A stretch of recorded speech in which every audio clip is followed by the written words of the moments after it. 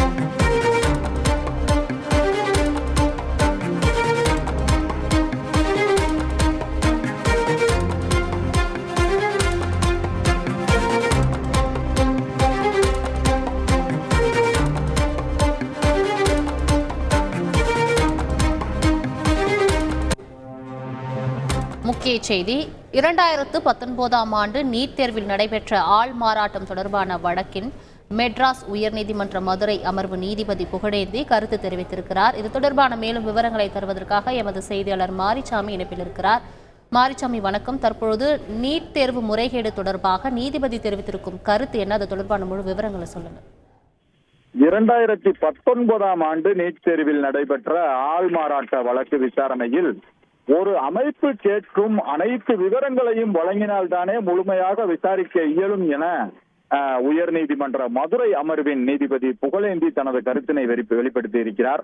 அதுபோக CCTV camera பதிவுகள் இல்லை, விண்ணப்பங்கள் இதுவரை வழங்கப்படவில்லை, இந்த ஆண்டும் நீட் தேர்வில் முறைகேடு நடந்துள்ளது என தேசிய தேர்வு முகமையிடம் நீதிபதி கேள்வியை எழுப்பியிருக்கிறார். அதுபோக தேசிய தேர்வு முகமை வழங்கிய ஆவணங்கள் அடிப்படையில் விசாரணை அறிக்கையை சிபிசிஐடி தாக்கல் செய்ய வேண்டும் என கூறிய நீதிபதி வழக்கு விசாரணையில் முன்னேற்றம் இல்லை என்றால் வழக்கு விசாரணை வேறு அமைப்புக்கு மாற்ற நேரிடும் எனவும் நீதிபதி தெரிவித்திருக்கிறார்.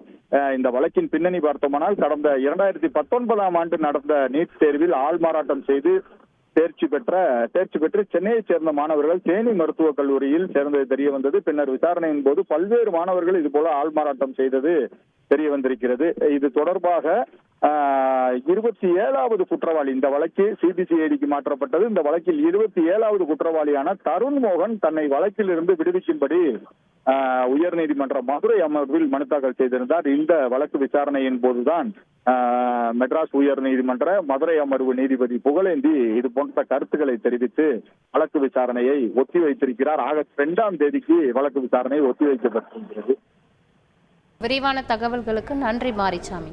உங்கள் தந்திவன் தொலைக்காட்சியில் சின்ன திரையின் சிங்கப் பெண்கள் மாலை 7 முதல் 8 மணி வரை காணத் தவறாதீர்கள்.